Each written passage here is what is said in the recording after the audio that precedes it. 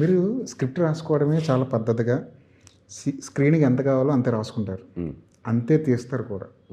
నాకు తెలిసి మన ఈ జనరేషన్ డైరెక్టర్‌లో అంత మీటర్ మీద రాసి తీసేవాళ్ళు మీరే. కానీ ఈ సినిమాలో కొన్ని సీన్‌లు పక్కన పెట్టాల్సొచ్చింది. నిన్న ఎడిటింగ్ చిరంజీవి గారు మాట్లాడారు. అంటే ఈ సినిమాకి ఎంటర్‌టైన్‌మెంట్ ఫస్ట్ హాఫ్‌లో ఒక 2, 3 ట్రాక్‌లుగా చేసాం.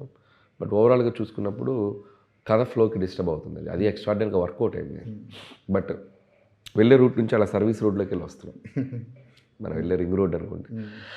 ఆ సర్వీస్ రోడ్కి వెళ్ళటం వల్ల డీవియేషన్ వస్తుంది. సో అసలు వద్దు, సర్వీస్ రోడ్ ఎందుకు, ఒకటే రూట్లో వెళ్తే ఇంకా పేసీగా ఉంటుంది, ఇంకా కథలో ఉంటారు ఆడియన్స్ అని చెప్పి కొద్దిగా ఒక 4-5 సీన్, ఒక 3-4 సీన్లు, చిన్న సీన్లే, పెద్ద ట్రాక్ ఏం కాదు, చిన్న చిన్న సీన్స్ తీసేసి అవి మళ్ళీ ఎప్పుడైనా చూసే అవకాశం ఉందా? చూద్దాం, రిలీజ్ అయ్యాక ఏదైనా డిలీటెడ్ సీన్స్.